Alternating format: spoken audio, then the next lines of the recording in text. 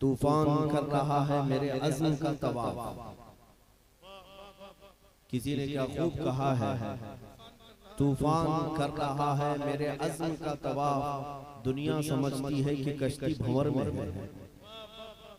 अजीज़ान गिरामी वक़ार, इस्लाम और मुसलमानों के लिए जो हालात आज पेश किए जा रहे हैं, दुनिया यही समझ रही है कि मुसलमानों की कश्ती भंवर में आ गई है।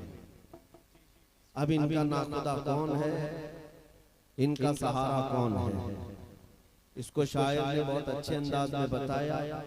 ये बड़े बड़े तूफान मेरे हौसले का तवाफ करने के लिए आते हैं, हमारी इस्तिकामत को जांचने के लिए आते हैं, हमारे अज़्म और हौसले को परखने के लिए आते हैं। दुनिया अगरचे समझ रही है कि हमारी कश्ती भंवर में है। मेरे अजीजों, आज जो हालात पेश किए जा रहे हैं ये नए नहीं हैं हमारे लिए। सतीजा कार रहा है अज़ल से ताईं रोज, शरारे बुलहबी से चरागे मुस्तफ़वी। पिछले कई सदों सालों से ये हक व बातिल के मारे के इस जमीन पर देखे गए, और आज जो हालात हैं हमारे नौजवान ये समझते हैं कि ये नया जमाना आया है और नई मुसीबतें आ रही हैं। हालात वैसी ही हैं, मुसीबतों के नाम बदले हुए हैं। पहले जालिमों के नाम फिरौन, कारून, शद्दाद, हामान, अबू जहल हुआ करते थे। बस उन्हीं की ज़ुर्रियत में दुश्मन आज भी है। पहले अगर किसी यजीद ने करबला का मैदान कायम किया था, तो आज के दौर में भी हर इलाके में करबला कायम करने की कोशिश की जाती है, और हर शहर में एक यजीद पनप रहा है। लेकिन मेरे अजीजों, नाउमीद और मायूस होने की जरूरत नहीं। जब जब कभी कोई यजीद सर उठाता है तो मौला कोई हुसैन जरूर पैदा करता है। हुसैन आएगा और हक व बातिल का ये मारका सुबह क़यामत तक चलता रहेगा। लेकिन अल्लाह तबारक व तआला का वादा बरहक है। मौला फरमाता है वकुल जाअल हक़ व ज़हक़ल बातिल। महबूब आप फरमा दे, हक आ गया, बातिल मिट गया। इन्नल बातिल कान ज़हूक़ा, बेशक बातिल को तो मिटना ही था। ये चंद दिनों तक जलाए जाने वाले चिराग ज्यादा दिन तक रोशनी नहीं दे सकते, और कुरान कहता है युरीदून लियुत्फिउ नूरल्लाहि बिअफ़वाहिहिम व यअबल्लाहु इल्ला अन युतिम्मा नूरहु। कुरान कहता है ये जालिम ये चाहते हैं कि मुंह के फूंकों से अल्लाह के चिराग को बुझा दे। अल्लाह का चिराग ये दीन इस्लाम है, मेरे मुस्तफा की जात है, और इसको बुझाने के लिए ये मुंह के फूंकों का इस्तेमाल करते हैं, और सोचते हैं कि इस्लाम खत्म हो जाएगा, रसूल की जात खत्म हो जाएगी, नाम लेवा कोई नहीं रहेगा। और अल्लाह फरमाता है वल्लाहु मुतिम्मु नूरिही, और अल्लाह अपने नूर को मुकम्मल करके रहेगा। सुबह क़यामत तक इसकी रोशनी चलती रहेगी। इसीलिए मैं जिस इलाके में भी जाता हूँ मेरे अजीजों, आज नौजवानों को मैं एक ही पैगाम देना चाहता हूँ, न घबराओ मुसलमानों, अभी खुदा की शान बाकी है, अभी इस्लाम जिंदा है, कुरान बाकी है। घबराओ नहीं।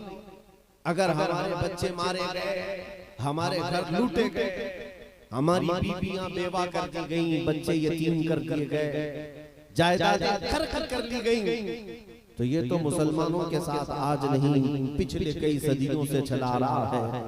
मुजफ्फर को मुक़य्यद ना समझ, ऐसे याद मेरी असीरी भी सुन्नत आबाई है। अजीज़ान गिरामी वक़ार, इस बात को याद रखना हमेशा कि जिस कदर जुल्म बढ़ता जाएगा, अल्लाह तबारक व तआला की रहमत के दरवाजे उसी कदर इंतजार में होते हैं। वो दिन आएगा जब मौला करीम अपने वादे के मुताबिक ईमान वालों की मदद नाज़िल फरमाएगा। अल्लाह फरमाता है इन्नल्लज़ीना क़ालू रब्बुना अल्लाहु थुम्मा इस्तक़ामू, बेशक वो लोग जिन्होंने कहा अल्लाह हमारा रब है, फिर उस पर जमे रह गए, थुम्मा इस्तक़ामू, फिर उस पर जमे रह गए, डटे रह गए, तो क्या होगा? अल्लाह फरमाता है ततनज़्ज़लु अलैहिमुल मलाइका, अल्लाह उन पर फरिश्तों को उतारेगा। मदद के लिए फरिश्ते आएंगे। ऐ मुसलमानों, ऐ मेरे अजीज बच्चों और जवानों, तुम अगर इस्लाम के दामन में आज अपनी सांसें ले रहे हो तो हरगिज़ ये मत समझना कि मैं कोई मुजरिम और पापी या खताकार हूँ। लोग मुझे दहशतगर्द और आतंकवाद समझते, टेररिस्ट समझते हैं। दुनिया खाक समझने दे, तुम उनके लिए दुनिया में नहीं जी रहे हो। तुम्हारा दिल अगर साफ है तो सीना तान करके जमीन पर जियो कि मुझे जो अमल करना है वो मेरे मौला के लिए करना है। रब तबारक व तआला मुझे देख रहा है। तुम्हें सर्टिफिकेट इन भिखारियों से नहीं लेनी है और इन लोगों से तुम देशभक्ति मत सीखो जिनको पेशाब करने का तरीका भी नहीं मालूम। अजीजान इकराम, आज हो क्या रहा है, हमारे नौजवान कौम में खौफ और हिरास पैदा किया जा रहा है, डर और सरासीमगी का माहौल पैदा किया जा रहा है। मुझे वो हदीस याद आती है, मेरे आका सल्लल्लाहु अलैहि वसल्लम ने इरशाद फरमाया, तुम पर एक जमाना ऐसा आएगा, तवज्जो चाहता हूं, तुम पर एक जमाना ऐसा आएगा कि तुम जब इस्लाम पर कायम हो जाओगे तो लोग तुम्हें ऐसा ताना मारेंगे जैसे जिना करने वाले को ताना मारा जाता है, जैसे चोरों को हिकारत से देखा जाता है, ऐसे तुम्हें हिकारत से लोग देखने लग जाएंगे। अरे ये दाढ़ी वाला, अरे ये टोपी वाला, ये जुब्बे वाला। क्या ये हालात आज नहीं आए? क्या ये हालात आज? मेरे आका कौन सल्लल्लाहु अलैहि वसल्लम ने 1400 साल पहले इसकी बशारत दी थी। वो जमाना आएगा जब लोग तुम्हारे इस्लाम पर तानाकशी करेंगे, तुम्हें हार दिलाएंगे कि तुम इस जमाने में इस्लाम पर अमल कर रहे हो। मियां पूरी दुनिया इस्लाम को, मुसलमानों को टारगेट कर रखी है। ए जवान, दाढ़ी निकाल, टोपी निकाल, छुपा कर रख, मसलहतों के साथ जी। ये तो अच्छे अच्छे लोग मशवरे देने लग गए। आज हमारी जमात के बहुत सारे लोग मशवरे देने लग गए। मेरे आका सल्लल्लाहु अलैहि वसल्लम ने इरशाद फरमाया, जब तुम पर ऐसा जमाना आ जाए, लोग तुम्हारे इस्लाम पर कायम रहने पर तानाकशी करने लगे, तो याद रखना है नौजवान, अगर तू फिर भी इस्लाम पर कायम रहेगा, मौला ताला तुझे 100 शहीदों का सवाब अता फरमाएगा। ऐसे जमाने में अगर नबी पाक सल्लल्लाहु अलैहि वसल्लम की सुन्नत पर कोई अमल करता रहा, मेरे आका फरमाते हैं उसे अल्लाह 100 शहीदों का सवाब अता करेगा। ताना मारने वालों को मारने दो, लेकिन अल्लाह तबारक व तआला के यहाँ तुम्हारा अजर और तुम्हारा वादा बरहक है। आज जो सबसे ज्यादा जरूरत है नौजवानों तुम्हारे लिए, इस्तिकामत। इस्तिकामत किसे कहते हैं? दीन पर जमे रहना, डटे रहना। हर मुसीबत को मैं गले लगा लूंगा लेकिन मेरे दीन पर कोई समझौता नहीं होगा। नबी पाक सल्लल्लाहु अलैहि वसल्लम की इज्जत को हल्के हाथों नहीं बेचूंगा। जब तुम्हारे अंदर ये अज़्म होगा, इस्तिकामत, तो बड़े बड़े पहाड़ों से तुम टकरा जाओ, बड़ी बड़ी तूफानों से तुम मुकाबला कर जाओ। आला हज़रत फाज़िल बरेलवी रज़ी अल्लाह तआला अन्हु अपने मलफ़ज़ा शरीफ में एक हदीस नकल करते हैं।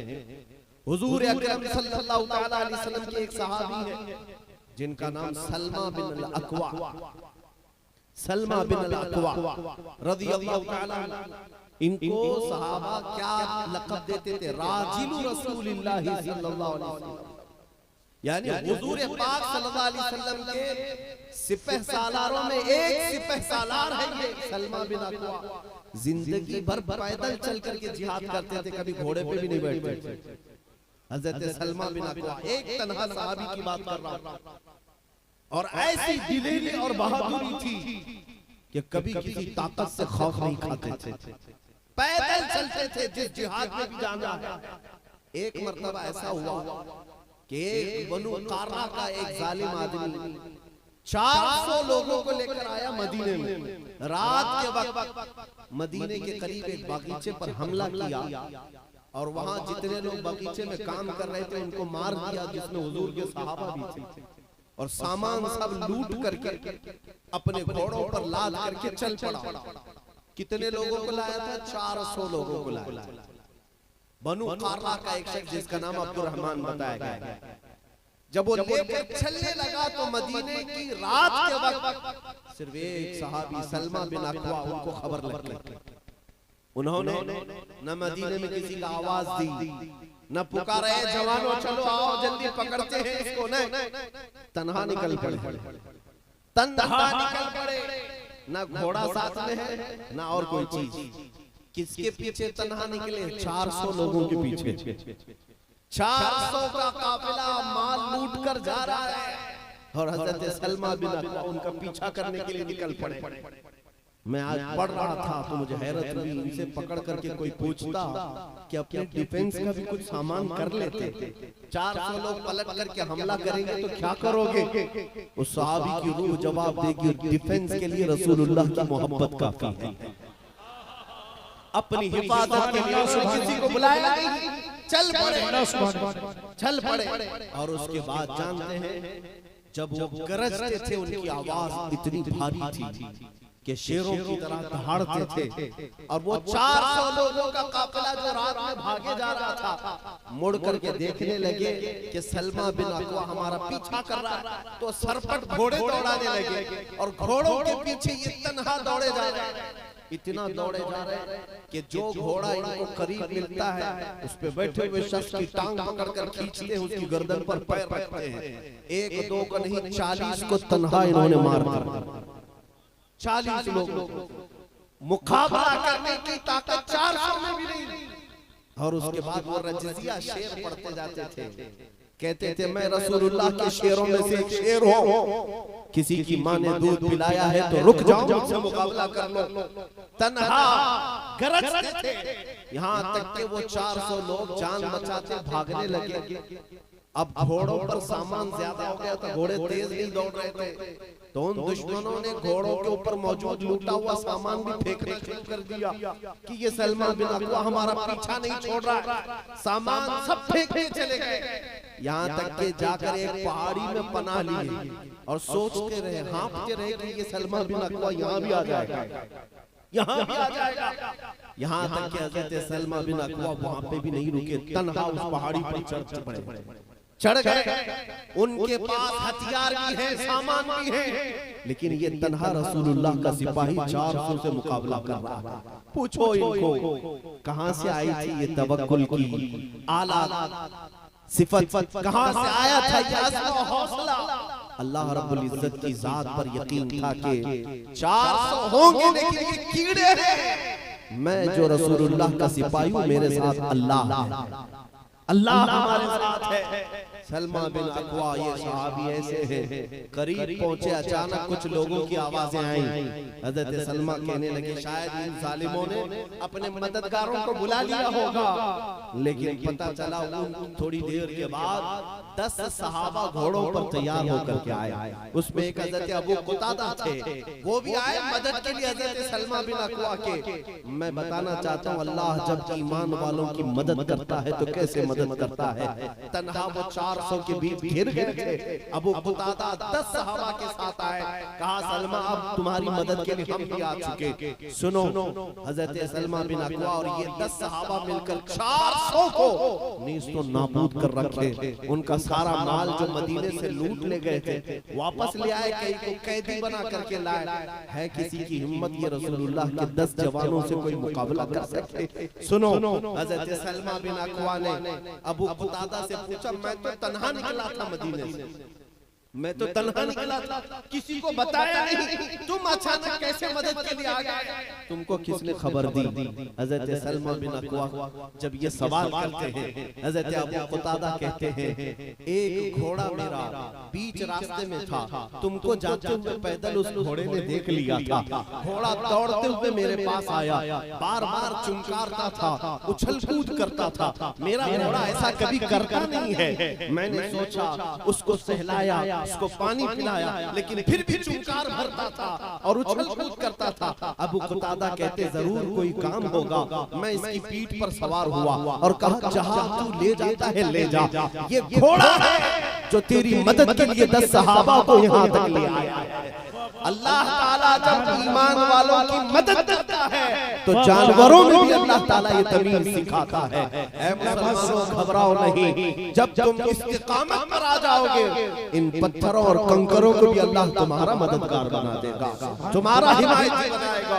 जरूरत इस बात की है कि तुम अपने ईमान पर मजबूती से कायम हो जाओ, तुम अपने इस्लाम पर मजबूती से कायम हो जाओ। तुम शर्म हया इस तरह से करते हुए कि इस्लाम पर अमल करने में शर्म आती, तुमको खुद अगर शर्म आने लगी तो फिर तुम्हारा ईमान कहाँ कंप्लीट हुआ, तुम्हारा यकीन कहाँ मुकम्मल हुआ। यकीन ये होना चाहिए कि दुनिया में अल्लाह ने मुझे अपने दीन के लिए चुन लिया है, हिदायत उसने मुझे अता की है, अपने रसूल का उम्मती बनाकर भेजा है, तो मुझे ये अब लायक नहीं है कि ऐरे गैरे नत्थु खेरे के उसको आइडियल बनाऊं और उसके फॉलोअर में मैं शामिल हो जाऊं। ये तुम्हें ज़ेब नहीं देता, तुम्हें ज़ेब नहीं देता। तुम गटर और नालियों के लिए नहीं पैदा किए गए, तुम कौम की इमामत के लिए पैदा किए गए। तुम रसूलुल्लाह की उम्मत हो, दुनिया को अखलाक सिखाने के लिए तुम आए हो। कुरान कहता है तअमुरूना बिल मारूफ व तनहौना अनिल मुनकर। अल्लाह ने तुम्हें बेहतरीन उम्मत बनाकर भेजा है इसलिए कि तुम लोगों को अच्छाइयां सिखाते हो और बुराइयों से बचाते हो। लेकिन क्या ये काम आज कर रहे हैं? लोगों को अच्छाइयां सिखा रहे हैं। हालात ऐसे आ गए कि तुम्हारे मुआशरे में कई बुराइयां पनप रही हैं। नशे में तो हमारा नौजवान है, बेहयाई में हमारी बच्चियां आगे बढ़ गई। तो जब तुम अपनी इन सिफात को छोड़ दोगे तो खैर उम्मत कैसे कहलाओगे? वो कौम को याद करो, मेरे मुस्तफा के वो चंद सहाबा जिनको पहनने के लिए पूरे कपड़े मैसर नहीं थे, पैरों में चप्पल नहीं होते, दिन भर खाने के लिए 2 खजूरों से ज्यादा कुछ नहीं मिलता, लेकिन वो भूखे फाकाकच सहाबा जब कभी निकल जाते थे तो वक्त की सुपर पावर ताकतों को भी घुटने टेकने पे मजबूर करते, घुटने टेकने पर मजबूर करते। क्यों? इसलिए कि उनके पास जो दौलत थी वो ईमान की दौलत। रसूल पाक सल्लल्लाहु अलैहि वसल्लम पर कमाल का यकीन रखते थे और कमाल की मोहब्बत करते थे। है नौजवानों, आज तुम्हारी जरूरत इसी की है कि सीने में हमें बेबस करना है। आज से हर नौजवान, बाप हो कि माँ हो, औरतें हो, बच्चियां हो, सब ये तय कर ले हम अपने बच्चों को जहां दूध पिलाते हैं वहीं इश्क रसूल भी पिलाएं। इश्क रसूल ऐसा पिलाएं, बच्चों को इतनी तमीज सिखा दें कि बेटा तुम जंगल में हो या शहर में हो, तुम तलवार के नीचे हो या अमन के साए में हो, एक बात याद रखना, सब लुट जाए समझौता कर लेना, लेकिन मेरे नबी की इज्जत पर कभी समझौता नहीं करना। जो जान मांगो तो जान दे दे, जो माल मांगो तो माल दे दे, मगर ये हमसे कभी ना होगा नबी का जाहो जलाल दे दे। अज़ीज़ान इकरामी, ये तर्ज जब तक हमारी कौम में वापस नहीं आएगा, मैं आपको 1-2 मिसालें बता देता हूँ। एक सहाबिया है, जंगे उहद में, औरतें सुन रही हो तो तवज्जो, बेटों की परवरिश कैसी होनी चाहिए, किसके लिए होनी चाहिए। उहद के मैदान में 70 सहाबा शहीद हुए, 70 सहाबा की जानें गई, उनमें एक नौजवान सहाबी है, 25 साल की उम्र है या 20 से 25 के बीच में। उनकी माँ दौड़ती हुई आई, लेकिन मैदान जंग में नहीं गई, अपने बेटे की लाश देखने नहीं गई, पहले हुजूर पाक की बारगाह में आई, अर्ज किया या रसूल अल्लाह, सुना है मेरा बेटा शहीद हो गया, अगर आप इजाजत दें तो मैं अपने बेटे की लाश को देखूं, अगर आप इजाजत दें तो मैं अपने बेटे की लाश को देख लूं। क्या कोई खातून ऐसी है जो अपने जवान बेटे की मौत पर इजाजत लेकर देखने जा रही है? ये मदीने की वो खवातीन हैं जिन्होंने अपना सब कुछ रसूलुल्लाह के लिए फिदा किया था। हुजूर पाक ने इजाजत दी कि खातून जा तो अपने बेटे को देख सकती है। वो औरत आई मैदान में, तवज्जो चाहता हूं मेरे अजीजों, एक नौजवान लाशा, एक नौजवान का जिस्म मैदान में गिरा हुआ था, खून में लथपथ था। माँ थी, अपने बेटे की लाश देखने आई, जब लाश को देखती है तो क्या करती है, चेहरे पर हाथ फेरा, फिर जुब्बा उठा दिया अपने बेटे का और उसको पलट दिया, पलट करके पीठ पर हाथ फेरती रही, पीठ पीठ को पूरी तरह सहलाती रही। उसके बाद खुश होकर सजदे में गिर गई। कहा या रब्बल आलमीन, तूने मेरी इस बूढ़ी आवाज को कबूल कर लिया। मौला तेरा शुक्र है कि तूने मेरी दुआ सुन ली। करीब खड़े किसी सहाबी ने पूछा, खातून ये तेरा बेटा है, इंतकाल कर गया, शहीद हो गया, तू ये क्या कर रही है? सुनो मेरे अजीजों, मदीने की वो खातून कहती है, ए मेरे अजीज सुन, जब मेरा ये जवान मेरे घर से निकल रहा था तो मैंने इससे कहा था, बेटा देख आज रसूलुल्लाह सल्लल्लाहु अलैहि वसल्लम पर दुश्मन हमला करने आ गए मक्का से और मदीने तैयबा के सारे लोग निकल रहे हैं। मैंने भी दूध तुझे आज इसी दिन के लिए पिलाया था, मैंने तुझे इसी दिन के लिए दूध पिलाया था कि तेरी जवानी अगर काम आए तो मेरे मुस्तफा की हिफाजत में काम आए, रसूलुल्लाह की इज्जत की हिफाजत में काम आए। मैंने अपने जवान बेटे से जाने के वक्त वसीयत ये की थी, कहा था कि बेटा अगर हालात जंग में सख्त हो गए, अगर दुश्मन गालिब आने लग गए तो कभी ऐसा न होने पाए कि तू रसूलुल्लाह को छोड़कर भाग जाए, कभी तू दुश्मनों के खौफ से मैदान छोड़कर भागना मत। माँ बेटे को वसीयत कर रही है और कहती है, मैंने अपने बेटे से कहा था अगर तू भागते हुए पीठ से जख्म खा करके मरा तो मैं अपना दूध माफ नहीं करूंगी, मैं अपना दूध माफ नहीं करूंगी। मैंने जाने के वक्त अपने बेटे को ये वसीयत किया था और फिर जंग में मेरा बेटा कदम चूम करके आया और जंग हुई तो मुझे पता चला कि जंग उहद में हालात सख्त हो गए, दुश्मन गालिब आ गए थे मुसलमानों पर और बहुत सारे लोगों के पांव उखड़ने लग गए मैदान से। तो मैं डरी हुई दौड़ी उड़ी आई, कहीं मेरा बेटा भी मैदान छोड़कर भागा तो नहीं, रसूलुल्लाह को तन्हा छोड़कर गया तो नहीं। जब मैं मैदान पहुंची तो पता चला मेरा बेटा शहीद हो गया, इंतकाल हो गया। फिर भी मुझे ये यकीन करना था कि मेरा बेटा भागते हुए मरा या लड़ते हुए मरा। मैं मैदान में आई, अपने बेटे के लाश को देखी और जुब्बा उठाकर मैंने पीठ को जो सहलाया ये देखने के लिए कि कहीं भागते हुए पीछे से तीर खा करके तो नहीं मरा। लेकिन मैंने देखा मेरे बेटे की पीठ पूरी सलामत है, पीछे से कोई तीर नहीं लगा। मेरा बेटा अगर शहीद हुआ है तो सीने पर जख्म खा करके शहीद हुआ है। इसलिए मैंने बारगाह इलाही में सजदा अदा किया कि मौला तेरा शुक्र है मेरे बेटे की कुर्बानी तूने कबूल की है, तो उस इज्जत मुस्तफा की पहरेदारी में कबूल कर। नारे तकबीर, नारे रिसालत, उस शान मुस्तफा मसलके आला हजरत कुर्से मुकद्दस। जीज़ान गिरामी वक़ार, आप क्या समझते हैं ये दीन यूं ही हमारे यहाँ फूलों की सेज पर सज कर के आ गया? इस दीन को हम तक पहुंचाने के लिए हमारे अकाबिरीन ने कितनी कितनी मशक्कतें उठाई, कितनी मुसीबतें उठाई। हमारे उलमा में कई वो हैं जिन्होंने जिंदगी भर जेल काटी।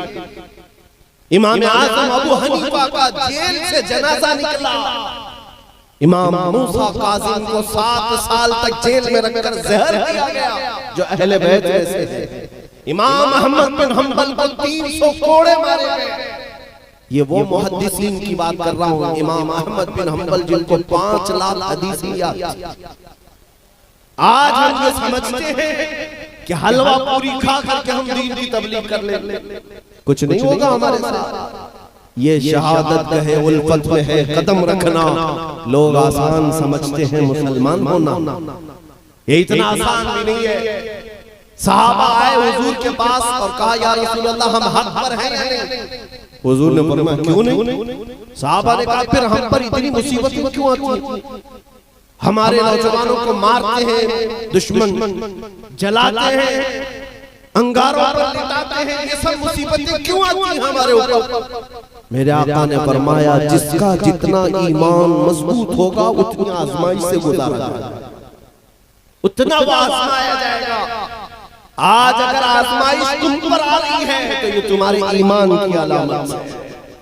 तुम अगर ईमान वाले हो तो आजमाए जाओगे, लेकिन याद रखना कि चांद को भी गहन लगता है, लेकिन हमेशा के लिए नहीं। चांद का गहन जब छट जाता है तो फिर वो अपनी आबोताब के साथ चमकता है। आज अगर हमारी जमात को गहन लगा है तो ये हमेशा का नहीं होगा, ये गहन छटेगा और इंशाअल्लाह उम्मत मुस्लिमा पूरे रोए जमीन पर अपने आबोताब के साथ चमकेगी, इंशाअल्लाह अपने आबोताब के साथ चमकेगी। और एक बात याद रखना, ये जो मजमे हैं ये सिर्फ जलसे के, ये नेताओं को सुनने आए हुए मजमे नहीं है, 100 रुपए 200 रुपए में जमा किए हुए मजमे नहीं है। हाँ, कि जय विजय पुकारने के लिए सुबह हरा पट्टा, शाम में लाल पट्टा, दोपहर में पीला पट्टा गले में डालकर अलग अलग पार्टियों के वो नौजवान नहीं है। यहाँ कोई पैसे दे करके किसी को बुलाया गया है? अरे मौलाना साहब क्या पैसे दे, बल्कि आपसे पैसा लेकर के जलसा था। आप खुद यहाँ पर रकम खर्च करके खुद ही आते, क्यों? इसलिए कि ये जय विजय पुकारने वालों का जलसा नहीं, ये गुंबदे खजरा का जलसा। मेरे आका सल्लल्लाहु अलैहि वसल्लम की मोहब्बत में आया हुआ ये मजमा। और एक बात याद रखना, मैं जलसों में सिर्फ इसीलिए शरीक भी होता हूँ कि मुझे हमारी ये उम्मीदें जागी हुई हैं कि इन्हीं जलसों में से कोई वो शेर उठेगा जो सलाहुद्दीन अय्यूबी की नियाबत भी करेगा। इन्हीं जलसों से कोई जवान मर्द मुजाहिद उठेगा जो शहाबुद्दीन गौरी का परचम बुलंद करेगा। इन्हीं में से कोई जवान उठेगा जो शहीद टीपू सुल्तान का अलम बुलंद करेगा। और इनको हल्का मत समझना, इन बच्चों में अल्लाह तबारक व तआला मुस्तकबिल रखा है। इसीलिए इकबाल ने कहा था, जरा नम हो तो बड़ी जरखेज है ये मिट्टी, जरा नम हो तो बड़ी जरखेज है ये मिट्टी। यानी थोड़ा आज सख्तियां तुम्हारे अंदर आ गई, अखलाक में बिगाड़ के आ गया। उनके जो हम गुलाम थे खल्क के पेशवा, उनसे फिरे जहां फिरा फिर आई कमी वकार, हुजूर से फिर क्या गए तुम्हारी इज्जतें चली गई। लेकिन हमेशा का ये हाल नहीं रहेगा, इंशाअल्लाह हमेशा ऐसा नहीं रहेगा। वो दौर आएगा जब तुम देखोगे कि परचमे इस्लाम लहराएगा और हर गली कूचे और हर घर के दरवाजे से अगर कोई आवाज आएगी तो वो लब्बैक या रसूल अल्लाह की आवाज आएगी इंशाअल्लाह। अभी ये आज मैं जिस इलाके में आया, एक छोटा सा गांव, हमने अपने बचपन से लेकर अब तक मेरे इस गांव में आने तक का नाम नहीं सुना, लेकिन यहाँ आने के बाद जो सबसे पहले आवाज तुम्हारी आ रही है वो लब्बैक या रसूलुल्लाह की आवाज। छोटे से गांव में अगर मेरे मुस्तफा को पुकारने वाली जमात मौजूद है तो एक बात याद रखिए, हम यहाँ बैठे हुए हैं, कोई बंदा इधर से पुकार रहा है, कोई इधर से पुकार रहा है, मौलाना साहब मौलाना साहब मौलाना साहब पुकारते रहेंगे, कभी तो हम देखेंगे क्यों पुकार रहा है, क्या बात है भाई, क्यों पुकार रहा है। इतनी गैरत तो हम में है। और जब कभी पूरे शहर और हर बस्ती से मदीने वाले को हर बच्चा पुकार रहा हो लब्बैक या रसूल अल्लाह, लब्बैक या रसूल अल्लाह, कभी तो वो दिन आएगा कि गुंबदे खजरा का मकी पूछेगा, देखो तो इनकी क्या हाजत है, क्यों पुकार रहे हैं। जिस दिन हम पर नजर पड़ गई उस दिन हमारा बेड़ा पार हो। लब्बैक या रसूल अल्लाह, लब्बैक लब्बैक लब्बैक या रसूल अल्लाह।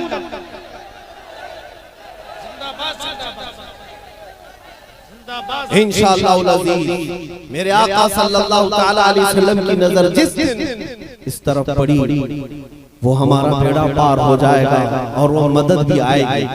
आज मैं तुम्हारे इस्तिकामत के लिए 2-3 मिसालें अर्ज करूंगा, 2-3 मिसालें। मेरे अजीजों, सख्तियां हर जमाने में आएंगी, हर जमाने में आएंगी, उलमा के लिए भी अवाम के लिए भी। आज दिल दुखता है, हमारे इन उलमा की जुबान पर पाबंदी लगाने के लिए क्या ये तागूती ताकतें कोशिश नहीं करती? हमारे पीछे भी पड़ी हुई है ताकत। हाँ, इनको ये लगता है कि इन उलमा की जुबानों को बंद कर दिया जाए।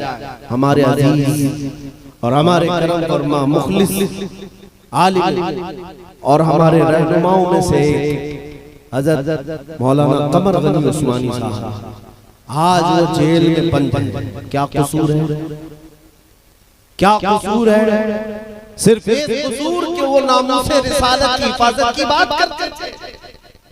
हर इलाके में जाकर नौजवानों में बेदारी पैदा करते हैं कि तुम सबसे पहली चीज अगर किसी बात की फिक्र करो तो हुजूर की इज्जत की फिक्र करो। जालिमों को ये देखा ना गया और उस मर्द कलंदर को आज कैद में रखा गया। मैं पूछना चाहता हूँ हिंदुस्तान के उलमा की ये जो खामोशी है, हर एक ने अपने अपने हिसाब से कोशिशें की होंगी, लेकिन ये खामोशी है, आप क्या समझते हैं कि एक गया है तो जाने दो? नहीं, इंतजार करो, एक के बाद दीगरे सबका नंबर आएगा। चिंगारी जब पड़ोस के घर में लगती है, आग लगती है, तो उसकी चिंगारियां हमारे घर को भी जला सकती है। इसीलिए मैं उलमा से भी कहूंगा, डर और खौफ के माहौल से निकलो और हक बात अलल ऐलान करो। मेरे आका सल्लल्लाहु अलैहि वसल्लम ने फरमाया, इन्न अफदल जिहाद कलिमतु हक़्क़िन इंद सुल्तानिल जाइर। बेशक अफजल जिहाद में सबसे अफजल काम ये है कि जालिम बादशाह के सामने हक बात का ऐलान करो, हक बात का ऐलान करो। ये सबसे अफजल जिहाद है। मेरे अजीजों, अल्लाह तबारक व तआला जब अपने दीन की खिदमत के लिए चुन लेता है तो उसे बेखौफ करता है। मैं आज उलमा से भी कहूंगा, हक बात का ऐलान करने में किसी से खौफ ना खाओ।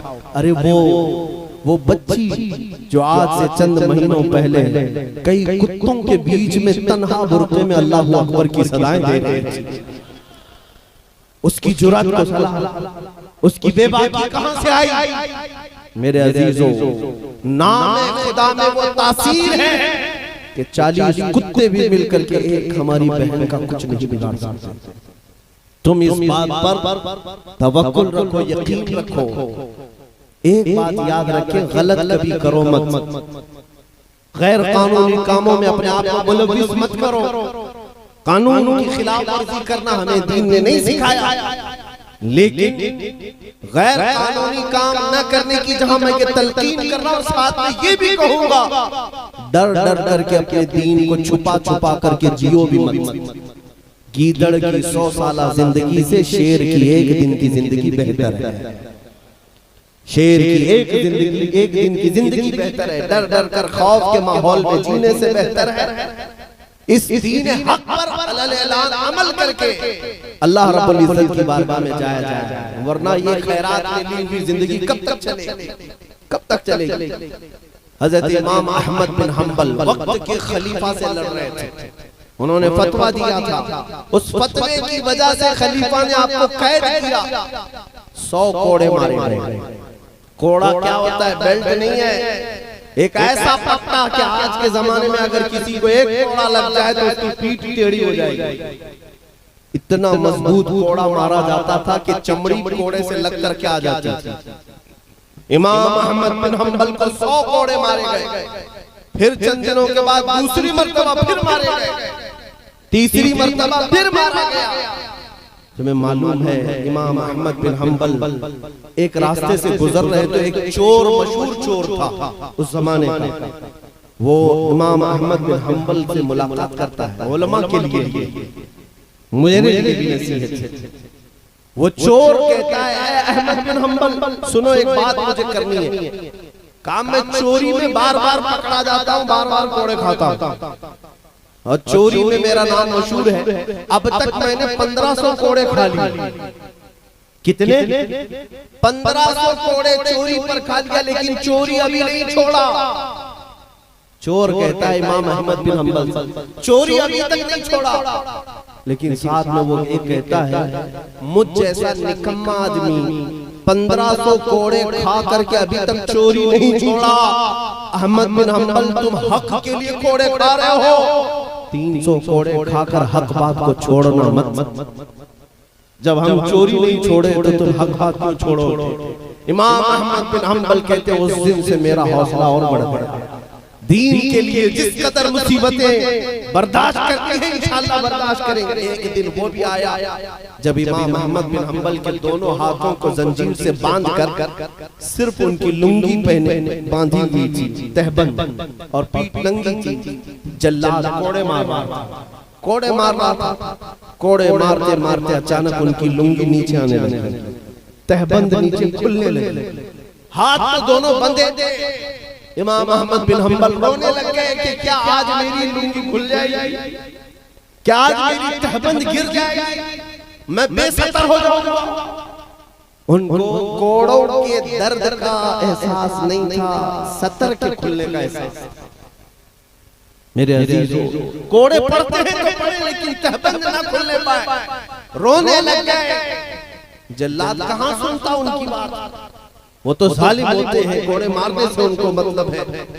लेकिन अचानक देखा चश्मे ज़दन गैर से दो हाथ पीछे से आए और तहबंद को कस के बांध दिया।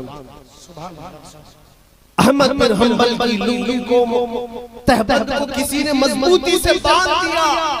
जो अहमद बिन हंबल रो रहे थे अचानक हंसने लगे, मुस्कुराने लगे, और फिर उस जल्लाद से कहा तू अपने कोड़े मारने का काम जारी रख।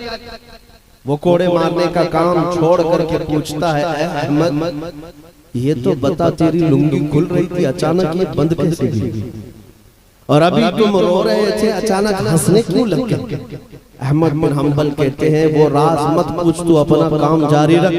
जिसके लिए कोड़े खा रहा था वो ज़ाते पाक आ गई, जिसके लिए कोड़े खा रहा था वो मदद के लिए आ ही गए। मेरे अजीजों, ऐसा नहीं होगा कभी कि तुम दीन पर कायम रहो और मुसीबतें आए तो अल्लाह और उसके रसूल तुम्हें तन्हा छोड़ देंगे, ऐसा नहीं होगा, ऐसा कभी नहीं होगा। मुसीबतें खाओ तो अल्लाह के रसूल वहां तशरीफ लाएंगे, बल्कि मेरे आका फरमाते हैं अगर तुम्हारे तलवे में कांटा भी चुभ जाए तो उसके दर्द का एहसास मुझे होता। मेरे आका फरमाते हैं तुम्हारे तलवों में कांटा चुभे तो रसूल को एहसास, लेकिन हुजूर को गालियां दी जाए तो तुम्हें क्यों नहीं एहसास होता? मेरे अजीजों, आज जरूरत इस बात की है कि तुम दीन पर मजबूती के साथ कायम हो जाओ। छोड़ दो इन अय्याशियों को, छोड़ दो इस बेराहमी को। हमारे नौजवान को आज मैं देखता हूं जब ये रात भर इंटरनेट पर मौजूद गेम खेलता हुआ गुजार देता है, फेसबुक की चैटिंग, इंस्टाग्राम की चैटिंग और टिकटॉक पे मुजरे करने में इनकी आधी जिंदगी गुजर जाती है। तुम्हें पता है तुम इस काम के लिए नहीं बनाए गए।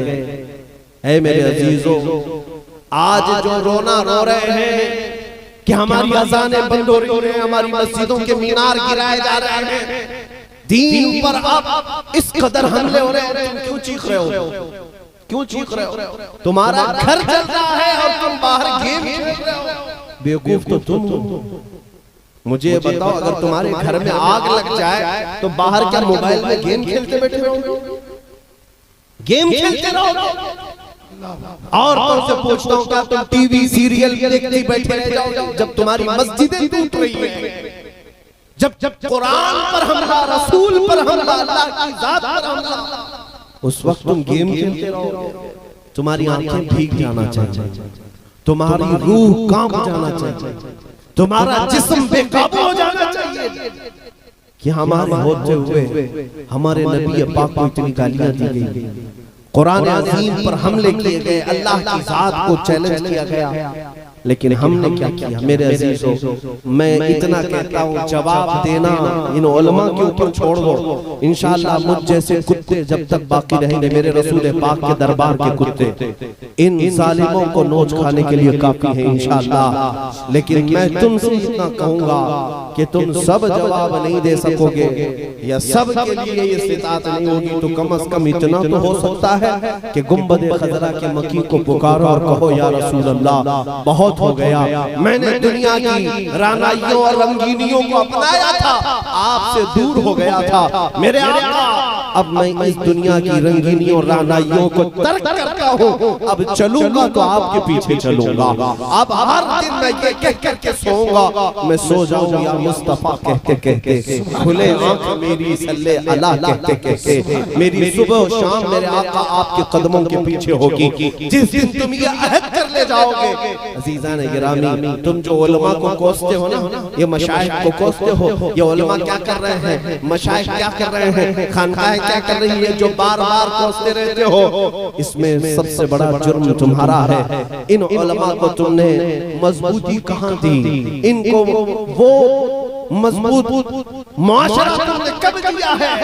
तुम अपने घरों में खा पी करके मस्त होते हो और फिर इन उलमा से पूछते हो ये क्या कर रहे हैं? क्या सर कटाने के लिए सिर्फ उलमा ही है और ओखली में सर रखने के लिए सिर्फ ये उलमा ही है? जिनके गुजर बसर के लिए तुम 5 से 10 हजार रुपए महीना नहीं दे पाते, उन्हीं उलमा को कोसते रहते हो। अजीजा ने गिरामी, मैं तनख्वाहों की बात नहीं कर रहा। अल्लाह तबारक व तआला ने इन उलमा को कनाअत का वो अजीम हिस्सा अता किया है कि कौन 1 रुपया भी दे तो ये उस पर भी सब्र कर ले जाते हैं और ये अपने घर में खुशहाल रहते हैं। लेकिन इतनी बात मैं जरूर कहूंगा, ऐ नौजवानों, अगर कमीने कुछ दे नहीं सकते तो कम से कम अपने अखलाक की तब्दीली के साथ मेरे मुस्तफा की सुन्नतों पर आ जाओ।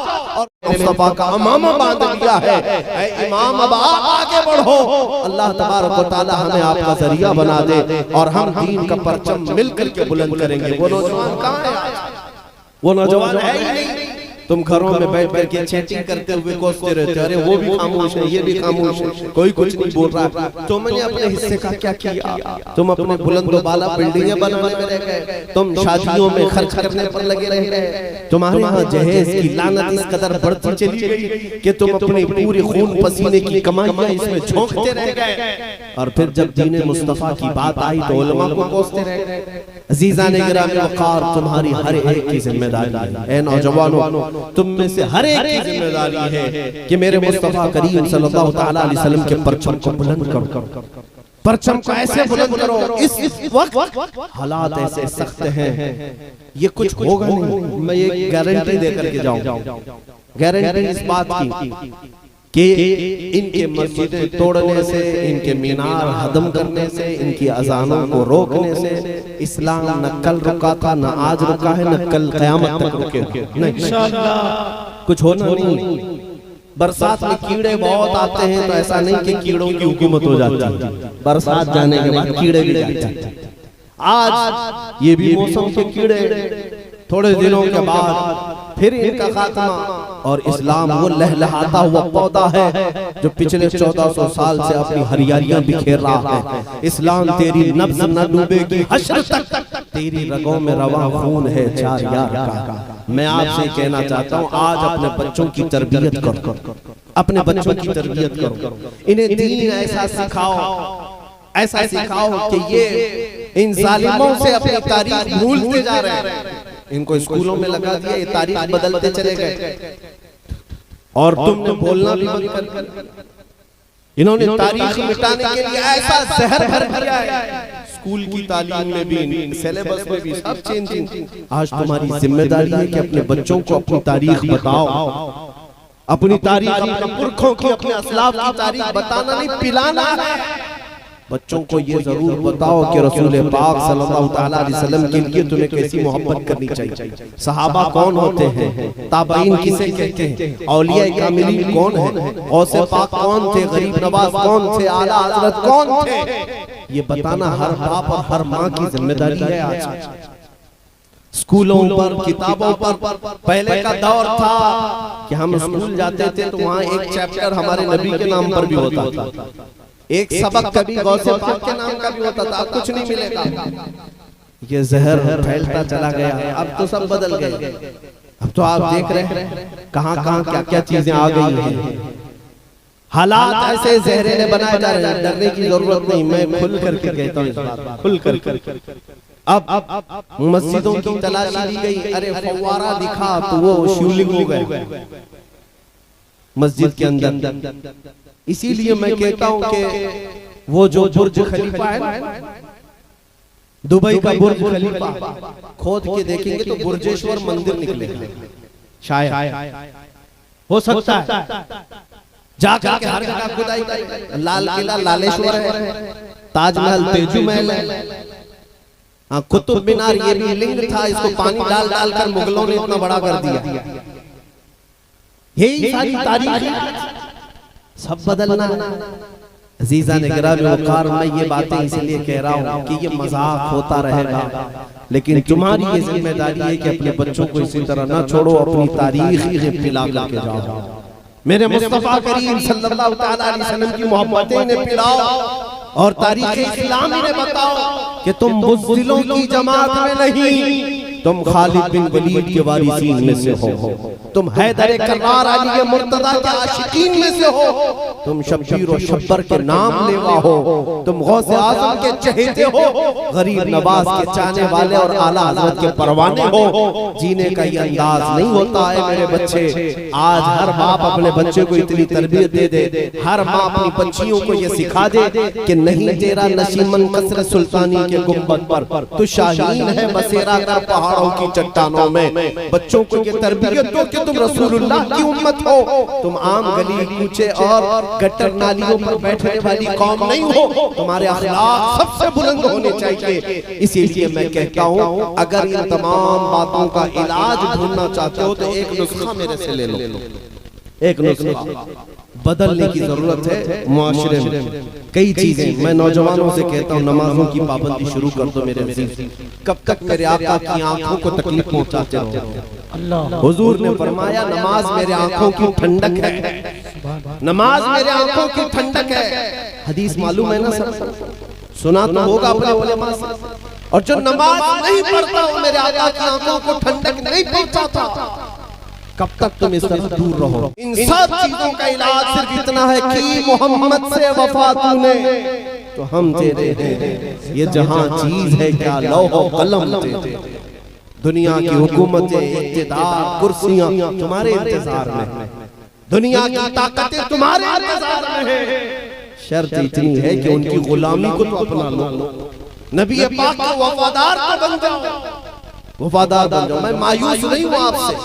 मैं अगर थोड़े सख्त जुमले कह रहा हूं तो उसकी वजह यही है कि आज करोड़ों की तादाद में तुम हो, लेकिन डरे सहमे क्यों हो? इसलिए कि तुम्हारा दिल मदीने से निकला हुआ है, तुम्हारा दिल हुजूर पाक से दूर हो गया। जिस दिन तुम्हारा दिल गुंबद खजरा के लिए धड़कने लग जाए, करोड़ों की भी जरूरत नहीं, इस मजमे का एक नौजवान भी पूरे इलाके के लिए काफी, पूरे इलाके के लिए काफी। तुम्हें पता है आज ये 5 साल की हुकूमतें आई हैं जो भंग पी करके नशा चढ़ा हुआ है और लोगों को डराते धमकाते घूम रहे हैं। तुम्हें पता है अकबर बादशाह जो अपने जमाने का ऐसा डिक्टेटर कि जिसने 40 साल से ज्यादा हुकूमत की और उस वक्त कोई इलेक्शन नहीं, सिलेक्शन नहीं, बादशाह का खुद का पूरा मुल्क। और ये हिंदुस्तान नहीं, अखंड भारत जिसमें पाकिस्तान भी, अफगानिस्तान भी, बांग्लादेश भी, कई इलाके आते थे। उस जमाने का अकबर ताकतवर फौज उसके पास, जब उसने ये ऐलान कर दिया कि 1000 साल हो गए, मैं अब दीन को चेंज कर दूंगा, इस्लाम को चेंज करके दूसरा नया दीन लाऊंगा। और उसने दीन इलाही नाम से एक दूसरा दीन शुरू कर दिया और वो मिक्स दीन था। क्या दीन था? चूचू का मुरब्बा, थोड़ा इसमें से थोड़ा उसमें से थोड़ा इसमें से, सारे दीनों में से ले लिया और अपना एक दीन बना दिया और उसको नाम दिया दीन इलाही का। और सख्ती के साथ ऑर्डर दे दिया पूरे मुल्क में क्या अब यही दीन चलेगा। उस दीन का खासा क्या था? अजानें नहीं होंगी, सीप बजाई जाएगी, सीप बजाई जाएगी और मिंबर पर खुतबा होगा तो मूर्ति भी साथ में होगी। दीन बदल सबका साथ। मुजद्दिद अल-क़सानी को अरे बादशाह से मुकाबला पंगा लेने वाला, और डेमोक्रेसी नहीं, जमहूरियत नहीं कि तुम एहतजाज करोगे तो तुम्हें आजादी दी जाएगी, नहीं। वो बादशाह का दौर है, बादशाह के खिलाफ कोई बोल नहीं सकता। ऐसे जमाने में एक आलिम दीन बोल रहा था, मुजद्दिद अल-क़सानी। कैसा सीना था, कैसा दिल था, कैसा जिगरा था। और अकबर के खिलाफ जब आवाज उठाई तो अकबर ने कहा कि इस मौलवी को पकड़ो, इसे कत्ल करना है। वजीरों ने कहा कत्ल मत करो वरना उसका ही दीन फैल जाएगा, कत्ल मत करो। इसलिए कि वजीरों को मालूम था इस्लाम जिंदा होता है हर करबला के बाद। कत्ल मत करो, कहा कि इसे कैद करो। मुजद्दिद अल-क़सानी को ग्वालियर की जेल में बंद कर दिया। फिर बादशाह ने आवाज लगाई कि मेरा दीन इलाही चलेगा, हर मस्जिद में वही दीन, हर मदरसे में वही दीन।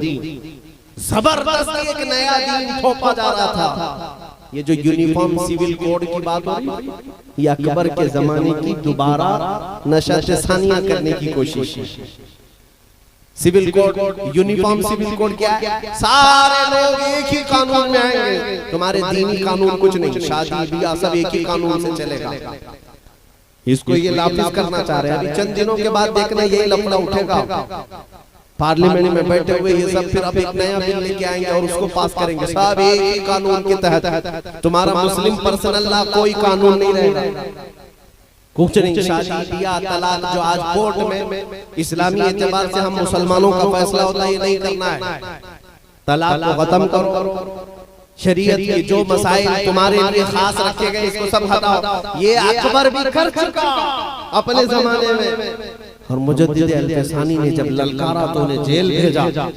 जेल भेजने के बाद कितने दिन जिंदा रहा, अपनी ताकत के बलबूते चंद साल जिया, उसके बाद मर गया, मरदूद खत्म हो गया। और बेटा उसके बाद जहांगीर तख्त पर आया। मुजद्दिद अल-फसानी को तकरीबन 8 साल गुजर गए, 7 या 8 साल गुजर गए जेल के अंदर। और हालात क्या हो गए थे पता है? जेल के अंदर तकरीबन 700 या 800 कैदी ऐसे थे जिनको मुजद्दिद अल-फसानी ने आलिम बना दिया था। जेल के अंदर रोजाना दरसे हदीस, दरसे तफसीर, जमात से नमाज, अल्लाह का जिक्र, रसूल पाक की मोहब्बत। जेल तो मदरसा बन गया था। और वहां सारे जेल के कैदियों की उन्होंने काया पलट दी। जेल के अंदर के हालात जब जहांगीर को सुनाए गए तो उसने कहा उस आलिम को आजाद करो, मैं मिलना चाहता हूँ, मैं मिलना चाहता हूँ। जब मिलने के लिए जहांगीर बुलाया तो उस वक्त बादशाहों के यहाँ जाने का अंदाज कैसा था पता है? सर झुकाकर जाना पड़ता था, सजदा करना पड़ता था, बादशाह को सजदा करना पड़ता था।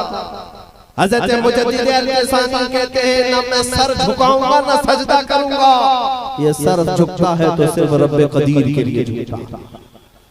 वो और होंगे जो फुजला खार बादशाह के पैसों पे पलने वाले कोई मौलवी जो उसे बार बार सजदे करते होंगे, लेकिन मुजद्दिद अल-फसानी नहीं। और आपने ये शर्तें रखी तो बादशाह ने वो भी मंजूर कर लिया कि किसी भी तरह से ले आओ। फिर जब थोड़ी देर बातचीत हुई तो दिल पर ऐसा असर हुआ कि जहांगीर खुद उनके हाथ पर तौबा किया। और उसके बाद मुजद्दिद साहब रहमतुल्लाह ताला अलैह की एक आवाज पर उसके बाप ने जो दीन इलाही कायम किया था उसका बेटा सबको खत्म किया और ऐलान किया कि हिंदुस्तान में चलेगा तो दीन मुस्तफा ही चलेगा, नबी पाक सल्लल्लाहु अलैहि वसल्लम का कानून ही चलेगा। मेरे अजीजों, हर जमाने में कोई हुसैन का गुलाम पैदा होता और दीन की हिफाजत अल्लाह तबारक व तआला अपने बंदों से किया करता है। ये दौर भी जिस तरह बदलने की कोशिशें की जा रही है होगा कुछ नहीं, थोड़े दिन तुम्हारी आजमाइश हमारी आजमाइश, लेकिन दीन अल्लाह तबारक व तआला जब उस जमाने में सलामत रखा, जब हलाकू और चंगेज जैसे बड़े बड़े जालिमों ने कत्ले आम किया था, तब भी ये इस्लाम फल फूल रहा था। आज कुछ नहीं, इंशाअल्लाह अज़ीज़ ये दीन उसी तरह सलामत रहेगा और सुबह क़यामत तक रहेगा। मेरे इस गुफ्तगू का खात्मा इस शेर पर मैं करता हूँ। मेरे अजीजों, आप सबके लिए मैसेज आला हज़रत फाज़िल बरेलवी की तरफ से कि तुम्हारे लिए एक मैसेज आला हज़रत ने ये दिया है, आज ले उनकी पनाह, आज मदद मांग उनसे, कल न मानेंगे क़यामत में। अगर मान गया जीना है तो ऐसे जियो, इसको राजी करें उसको राजी करें, किसी की जय विजय क्यों पुकारे, क्या गरज हमको, हमें काफी है सैयद अपना नारा या रसूल अल्लाह। तुम इसकी उसकी जय करते हुए उसकी खुशामदी इसकी खुशामदी, ये राजी हो जाए वो राजी हो जाए, कुछ नहीं, ये दुनिया कभी तुमसे राजी नहीं होगी। राजी करना है तो रसूल पाक को राजी करो। गुंबद खजरा के मकी एक दुरूद से राजी हो जाते हैं, वो खल्लाक कायनात एक सजदे से राजी हो जाता है। इसीलिए आला हज़रत ने फरमाया जियो तो यूं जियो, उन्हें जाना उन्हें माना, ना रखा ऐसे काम लिल्लाहिल हम्द, मैं दुनिया से मुसलमान गया। उठो ए नौजवानों, कुव्वत इश्क से हर बस्त को बाला कर दो, दहर में नाम मोहम्मद से उजाला कर दो।